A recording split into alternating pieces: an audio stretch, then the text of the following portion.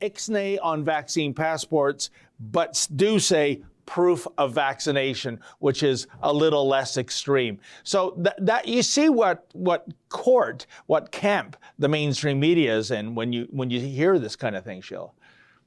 Well, and I think that is when you see them changing the language because they know the public is against vaccine passports. I think it's a tacit admission that even they know vaccine passports are a bad idea, so they can't call them that. It's proof of vaccination so that you can go places and do things. So you mean like literally a vaccine passport? Let's talk a little bit about the end of the COVID protocols because I think you guys in Ontario need to realize what it could be like. And I know Jason Kenney was particularly bad when it came to civil liberties, but I suppose not any worse than Ontario. And Ontario remains bad, and we're getting a little better here. So let's just tell the rest of the country what it could be like if you lived in Alberta. So we are by the lifting. Way, Sheila, I agree. If I can just interject, you're so Sure, right. Please. Because this upcoming August long weekend, Simcoe Day, if they haven't canceled Lord John Graves Simcoe yet, this is traditionally in Toronto, the August long weekend, when you have Caravana, and it's a magnificent Caribbean street festival. It typically attracts tourists from all over the Northeast United States. It is a fantastic event, and for the second year in a row, canceled. And I'm betting if Caravana was happening in Alberta, that wouldn't be the case. Am I correct? Yeah, we just had the Calgary Stampede, and I think there was like 71 cases of COVID that were traced back to the Calgary Stampede. I don't know if they even said that they caught it at the Stampede. I mean, how would you know? But of 500,000 people that were coming through in close quarters over that week, 71 cases had been in and around the area. And I don't think there are any hospitalizations related to that, which is, I mean, that's what it is. I mean, people who are going out and spending all day on their feet at the Stampede, they're not the kind of people who get COVID, end up in the hospital and die with it. So, yeah, and 71 cases, not 71 deaths, right, Sheila? Yeah, and we know how they count cases. It's not always positive test results either, right? Indeed. So this is from CTV Calgary from yesterday. It says Alberta's lifting much of its remaining COVID-19 restrictions in the coming weeks. And then, of course, because this is the mainstream media, even as case counts climb, but they aren't. They're not climbing.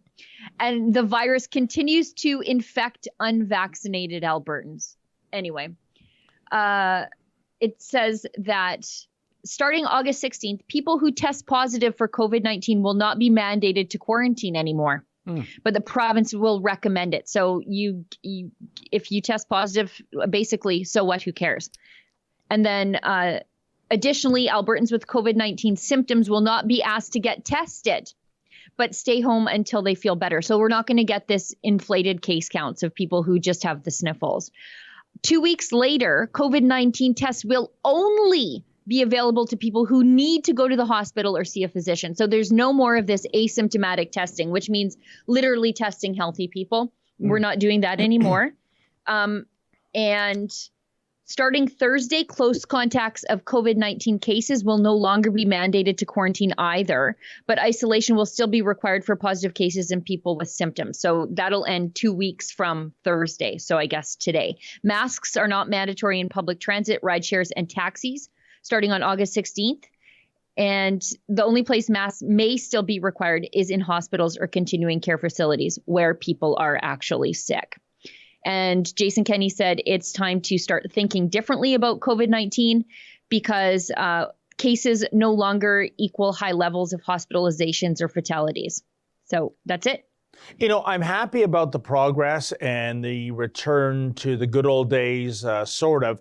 But, you know, Sheila, I find it a little perverse all these dates, like the virus is going to abide by these dates. What? Like, we can't infect you today. Sorry.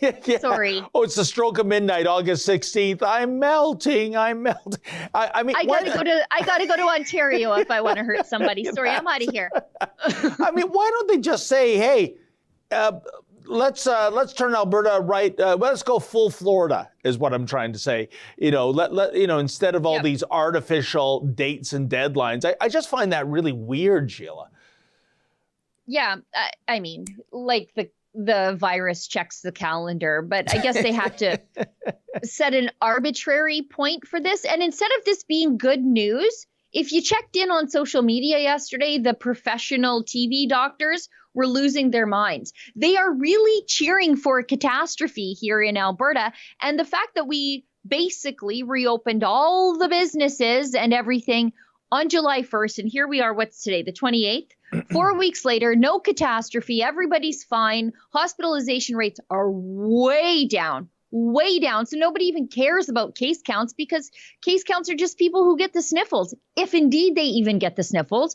So, I mean, it's just funny how these TV doctors are just, I mean, they're cheering for a medical catastrophe to unfold in Alberta. And it just seems so ghoulish, right? Oh, yeah. As I've called it, COVID porn. And, the way the mainstream media reports on things, Sheila, I had a chuckle today.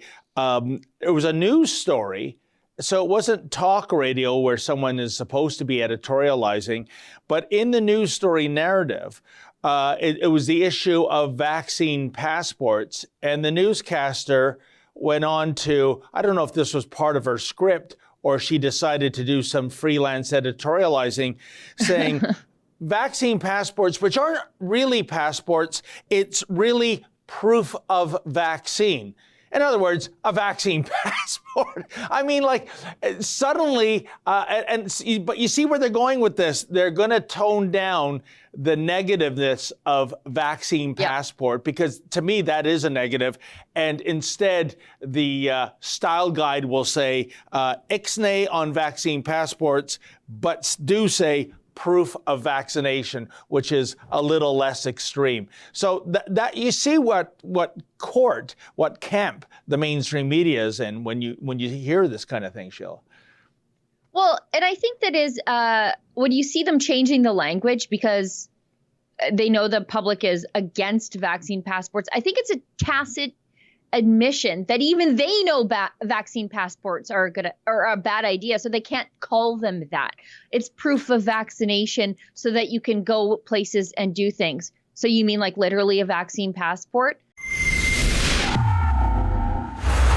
Oh, hi. That was a clip from our Rebel Daily live stream. It's hosted Monday, Wednesday, and Friday by the big boss man, Ezra Levant, and Tuesdays and Thursdays by me, Sheila Gunn Reid, and my good friend, David Menzies. On the live stream, we talk about the news of the day, we show some videos, and we interact with our viewers at home. We stream at 12 noon Eastern, 10 Mountain. You can find us on YouTube, Rumble, Super U, and Odyssey.